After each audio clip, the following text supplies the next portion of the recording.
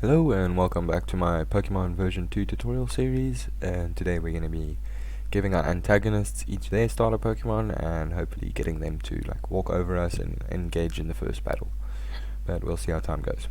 Okay, so first things you want to do is go to your Pokemon widgets folder and then open your WB starter ball. Second, you want to go to your Pokemon folder, blueprints, actors, antagonists, open up blue, and go to your actors, open up player base, and that's probably all we need for now.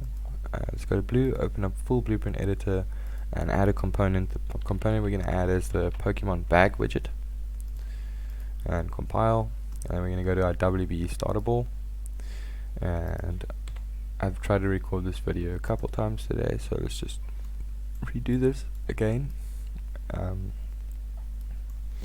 Okay, so your one will look like this. Your on-clicked event for selecting your Pokemon. We can bring the destroy actor for the current ball and remove from parent over a little bit. Then we're going to create a function. That function is going to be called set antagonist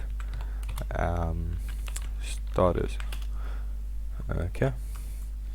Off of this function, we're going to need 3 branches. So we're going to just hold B and left click 3 times and plug your branches in just like this. So false and false all the way to the next branch's execution pin, and the last one you just leave open. Then we're going to drag it down to about that much space on each one, and then what we need to do is get our Pokemon info from the current ball that we've passed through in the initialize event, and then we'll break the Pokemon info and we'll get this Pokemon type 1 and we'll do an equal enum and we'll duplicate it 2 times. We'll just zoom in a bit and connect these, and the first one's going to be fire, second one is going to be grass, third one will be water, representing Charmander, Bulbasaur and Squirtle, and we'll just plug them into the branches. Okay, and then what we need to do after this is we need to get all actors of class, and we're going to do blue, so we're going to get all blue actors and we'll duplicate that, and then we'll get all the green actors as well, seeing as there will only be one in the level. We'll just get the first one, so we'll drag off and say get a copy, and of the first index will be the naught one. Okay, then we'll drag off of here and say get Pokemon bag component, and from the Pokemon bag component we want to call the add Pokemon to bag, so we're adding the Pokemon to blue's bag. Okay, then we're going to split this struct bin and we're going to duplicate this node or this function twice, and we need to fill in our 3 Pokemon's details here. Okay, so something that we need to do real quick is go into our Pokemon folder and make child classes of this base Pokemon. So create a child class called Charmander, and another one Squirtle and Bulbasaur. Okay, then we can open up our WB starter ball again and we can begin naming these. So we'll call that Charmander, set it to fire, level 1, Pokemon image will be Charmander, and the class will be Charmander. Okay, second one, Squirtle, water, level 1. The image must be Squirtle's image, and the class will be Squirtle. Okay, and the next one will be Bulbasaur, and his types will be grass and grass. We'll get the types right later on. For now we're just looking at the first one. Anyway, so now we've got our 3 base Pokemon. So if we choose Charmander, blue is our main antagonist, so we're going to do move this along a bit. and we're going to do a sequence here. So sequence, and off of the N1 we'll plug into this one. Don't worry about that for now. Okay, we'll disconnect this and that, and he needs to get Squirtle because we are getting Charmander, and then green will have to get Bulbasaur. Okay, so I think you know where I'm going with this. Now I can plug that in and that in. So blue will get Squirtle, and then green will get Bulbasaur. So we'll just duplicate this and plug it in like so, and all should be well in the world. So that's for if we select Charmander. So now if we select, so we'll just grab from the sequence to the get Pokemon bag on both of the all actors and duplicate it 2 times. Okay, and we'll plug it into these branches, and now we need to do the selections. So if we pick Bulbasaur, then blue needs to get Charmander, so we'll just duplicate it and plug it in. Okay, and then green will have to get Squirtle, so we'll grab the Squirtle and duplicate it and plug it in. Okay, and then lastly if we choose Squirtle, then blue will have to get Bulbasaur,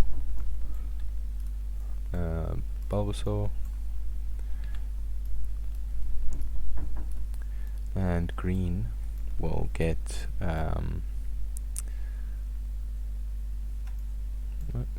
Charmander. Okay, so I plug that in and compile and save.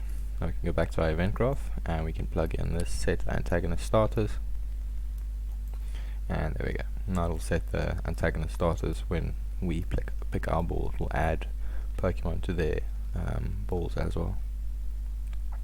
Okay, so compile and save, and now what we want to do is get our character moving over to the player on exiting Oak's room.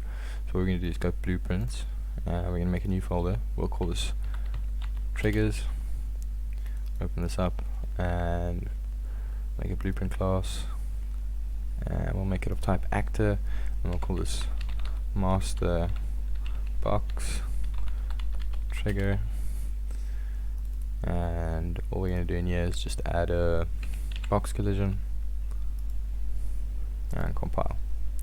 Okay, minimize or exit it and create a child blueprint class, and we'll call this exit Oaks office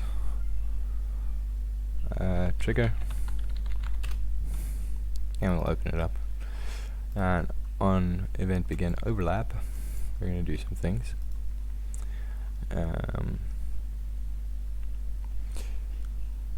We are going to need a custom event here in blue, so we're going to make a custom event,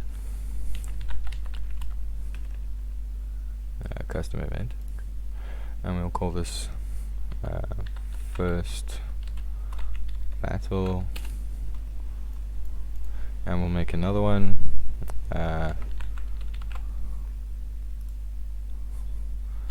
move to player. Okay, and then on this move to player we're going to drag off and we're going to do a AI move to, just an AI move to will be fine. And for the pawn we'll say self, and the destination will be our actor, so we'll just say get player controller,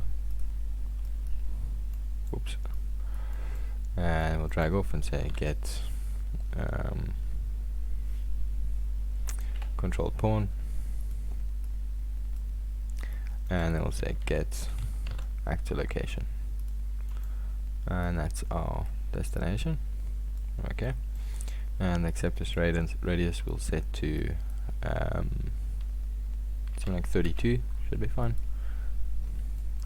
And then when we reach there, then we're going to call this we'll change the name of this to initiate battle, and then we'll call this initiate battle on success. So only if we make it to or if he makes it to our actor's location, then we'll initiate the battle. Okay, and initiate battle is just going to call it'll call an event of blue. Okay, let's set it up like this. So let's go to our viewport and let's add a component. We'll add a sphere component, or a sphere collision, and we'll set its collision not to overlap, or rather to no collision, or sorry, I don't know why I did that. Let's just undo that, and we'll rather add an arrow. Okay, that way we can see exactly which way it's facing. So how far about do we want the battle to be? About here, and we'll just rotate this 180 degrees. We actually do need a sphere collision, so we don't, because we're calling the initiate battle for there. Okay, so we've got an arrow now, so we'll compile, and then we're gonna cast to our player base. The object will get the player character. Alright, and then we're going to need to do some things. Haven't really thought this part through. So, initiating battle, we want to set our actor's location to that location. So we'll get our arrow and we'll drag off of here and say set actor location and rotation, and we'll set it to the arrows like world location and rotation. So we'll say get world location and get, or we could actually just get the transform. Let's get world transform and split the struct bin and just plug it in like this. Okay, then this way we will go into battle. I suppose we could initiate a conversation first. You would initiate that here, so you could do that. We'll probably do it later, but for now we just want to test things and see how it goes. So we're going to set our actor's location, and then we'll set him to being in battle and set his camera on. So we're going to make an event, or rather a function, inside of our player base. So set is in battle.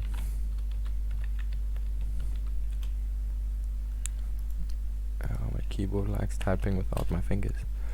Okay, so set is in battle. What we're going to do here is we're going to add a boolean, and we'll call this is in battle question mark, and we'll set it to true. And then we're going to need another camera, because we're going to go to a different sort of camera. So we'll add a component, spring arm, and we'll attach it to our mesh. Okay, we're going to rotate it 60 degrees, make its arm length 650, and then we're going to attach a camera to it. Okay, it should be about fine, and we'll just set up its field of view to 110, and it should be okay. We'll obviously adjust this and change this and see how it looks in the game, but that should be fine for now. Okay, so last thing we're going to do is set this to not auto activate. Then we'll go back to our set is in battle function, and we'll grab our normal camera, and then we'll say set active, and we'll set it to be not active. and we'll duplicate the set active node, and then we'll set our new camera 1 to be active, so then we're like possessing the new camera. And we want to set so let's get player controller and set input mode UI only, and lock always. And then we'll need a battle widget over here, so let's just create one quickly. Pokemon folder, widgets, new folder, and we'll call this battle, and we'll open it up and create a user interface widget blueprint, and we'll call this battle WB, and then we can go back to our player base and give ourselves a little bit more space here, and we can drag off of this set active and say create widget, and the widget that we want to create is the battle WB, and then we will promote it to a variable, and we'll call it battle WB reference, okay, and plug it in like this, or rather we'll pull off of here and say add to viewport.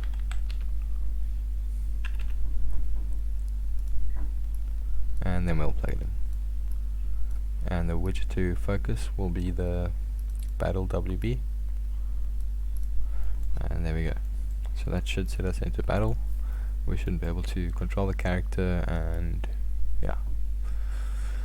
So let's see how it works.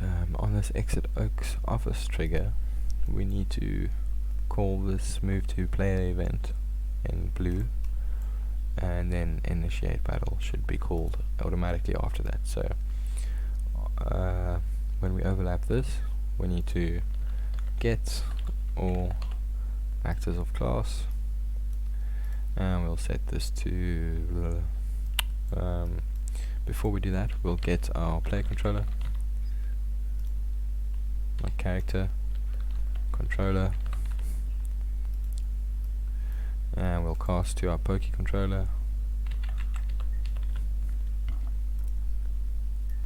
and then we need to get starter, and then we'll do a branch, and then off of true we'll do do once, so we'll only do this one time in the game, and then we'll get this all actors of class, and we'll drag off of out actors and say get, we'll get a copy, get the first one, we only have one in the level of blue, we didn't say blue, so our blue, and then we need to call that event move to player.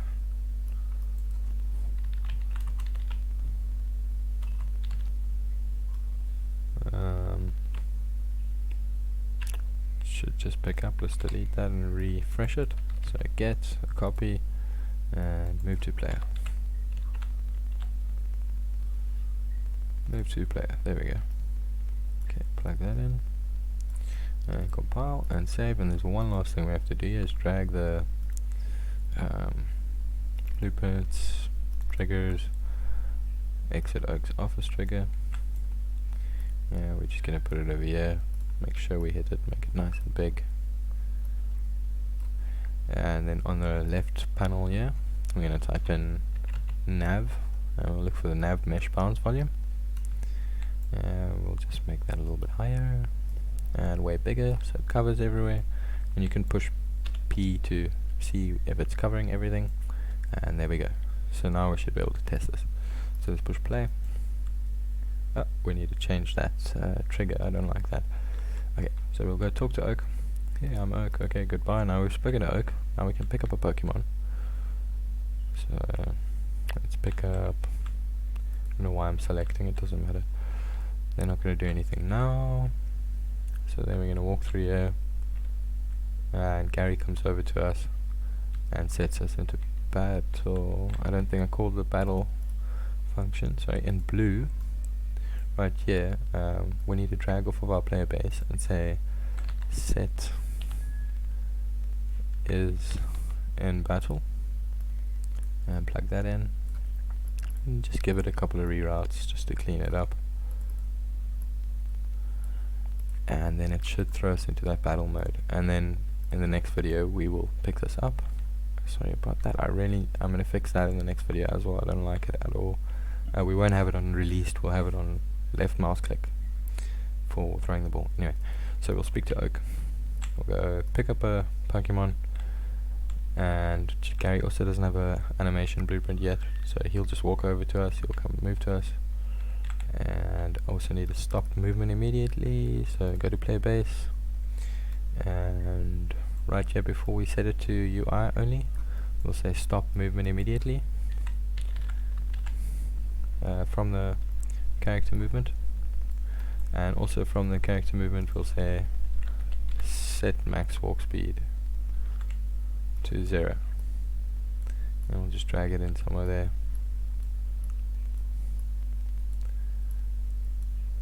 Compile, and this should work. Yeah, 2 seconds. 2 seconds. I'm finishing up now. So we'll pick one. Go we are. Here comes Gary. I mean Blue. And then we are in battle. And then we'll get them to spawn their Pokemons and all that jazz. Okay. So thanks very much for watching. Please like and subscribe. And in the next video we're gonna get them spawning them Pokemons as we go into battle. And then get everything showing up so it looks cool. Thanks for watching. Please like and subscribe, guys.